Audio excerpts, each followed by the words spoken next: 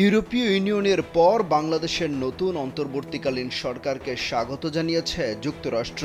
বৃহস্পতিবার সাংবাদিকের এক প্রশ্নের জবাবে ডক্টর ইউনূসকে অভিনন্দন জানান যুক্তরাষ্ট্রের পররাষ্ট্র দপ্তরের মুখপাত্র ম্যাথু মিলার। এ সময় তিনি বলেন, বাংলাদেশের গণতন্ত্রকে এগিয়ে নিতে একসঙ্গে কাজ করার বিষয়ে ওয়াশিংটন বেশ আশাবাদ।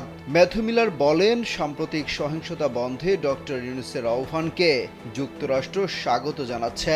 অন্তর্বর্তীকালীন সরকার ও ডক্টর ইউনূস বাংলাদেশের জনগণের জন্য একটি গণতান্ত্রিক ভবিষ্যৎ তৈরি করতে চায়, তাই যুক্তরাষ্ট্র ডক্টর ইউনূসের সঙ্গে কাজ করতে প্রস্তুত বলে জানান তিনি। বাংলাদেশের একমাত্র মাল্টিন্যাশনাল টাইলস ব্র্যান্ড আরএকে সিরামিক্স। এর আগে বাংলাদেশের নতুন অন্তর্বর্তীকালীন সরকার নিয়ে মন্তব্য করে ইউরোপীয় ইউনিয়ন। উপদেষ্টা হিসেবে জায়গা পাওয়া সবাইকে স্বাগত জানিয়েছেন ইউরোপীয় ইউনিয়নের পররাষ্ট্র নীতি বিষয়ক প্রধান জোসেপ বোরেল। তিনি বলেছেন, ইউরোপীয় ইউনিয়ন বাংলাদেশের নতুন প্রশাসনের সঙ্গে কাজ করতে আগ্রহী। জানান, গণতান্ত্রিক ক্ষমতা হস্তান্তরের জটিল এই কাজে অন্তর্বর্তী সরকারকে সহায়তা করা হবে। এই প্রক্রিয়া শান্তিপূর্ণ ও অংশগ্রহণমূলক হতে হবে বলে মন্তব্য করেন তিনি।